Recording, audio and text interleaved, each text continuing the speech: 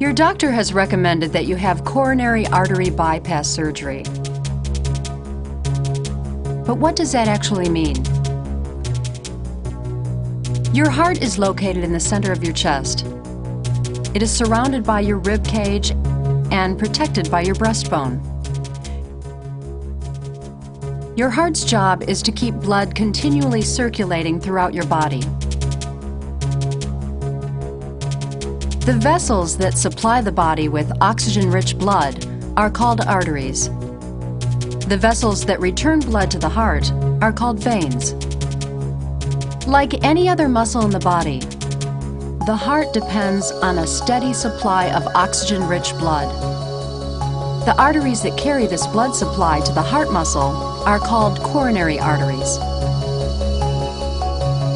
Sometimes these blood vessels can narrow or become blocked by deposits of fat, cholesterol, and other substances, collectively known as plaque. Over time, plaque deposits can narrow the vessels so much that normal blood flow is restricted. In some cases, the coronary artery becomes so narrow that the heart muscle itself is in danger. Coronary bypass surgery attempts to correct this serious problem. In order to restore normal blood flow, the surgeon removes a portion of the blood vessel from the patient's leg or chest, most probably the left internal mammary artery and the saphenous vein. Your doctor uses one or both of these vessels to bypass the old diseased coronary artery and to build a new pathway for blood to reach the heart muscle.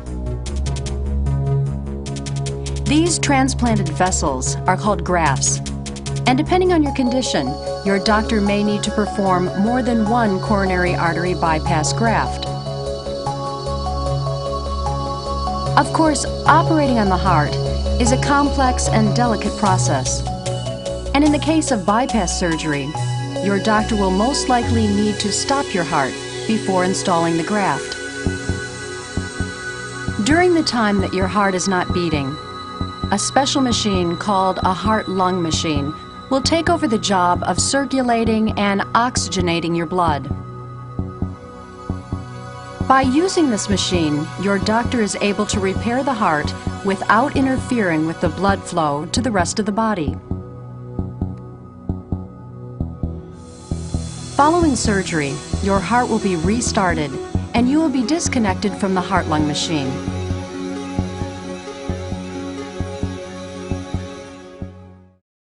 On the day of your operation, you will be asked to put on a surgical gown. You may receive a sedative by mouth, and an intravenous line may be put in. You will then be transferred to the operating table. In the operating room, the anesthesiologist will begin to administer anesthesia, most probably general anesthesia, by injection and inhalation mask. The surgeon will then apply an antiseptic solution to the skin and place a sterile drape around the operative site.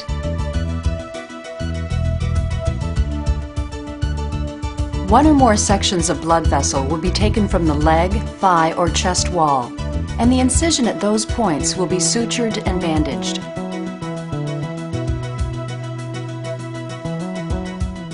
Then your doctor will make a vertical incision in the center of the chest.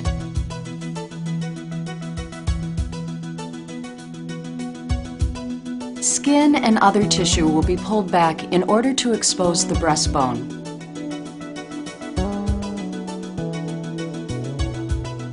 Your doctor will carefully divide the breastbone.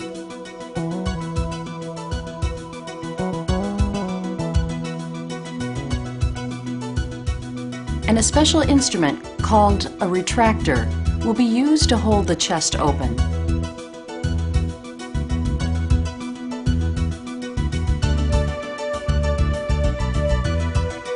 Once your doctor has a clear view of the heart, he or she will make an incision in the pericardium, a thin membrane that encloses the heart.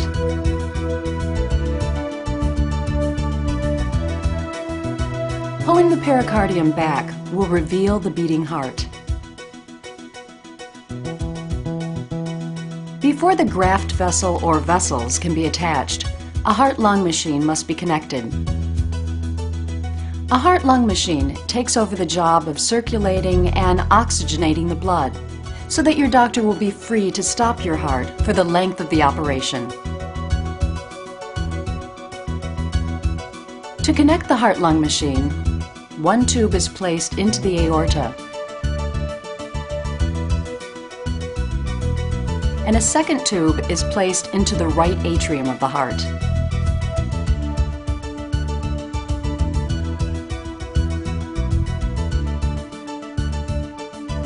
One or two smaller tubes are then inserted into the heart.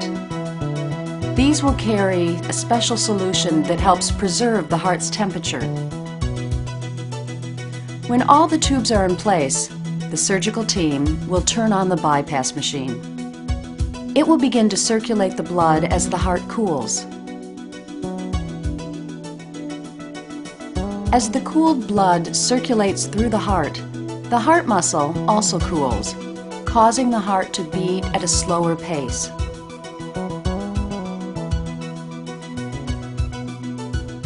When the temperature of the heart muscle has reached the proper level, a clamp is placed on the aorta. At that point, blood will no longer flow through the heart and it can be safely stopped and repaired.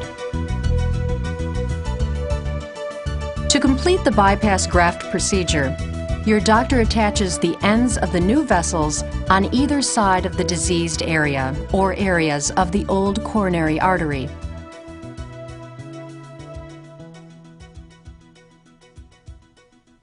Once the grafts have been completed, the clamp on the aorta is removed, and the heart is allowed to begin beating again.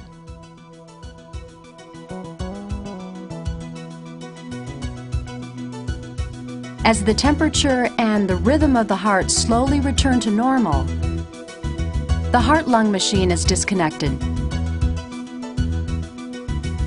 The pericardium can now be closed over the heart. Your doctor will position two special drainage tubes in the chest cavity. These tubes prevent fluid from building up around the heart during the healing process.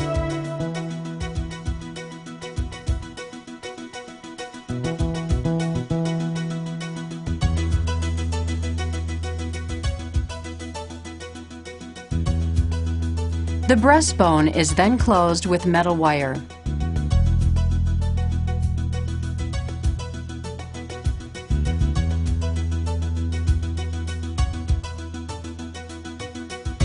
And the remaining tissue is closed with sutures. Finally, a sterile bandage is applied.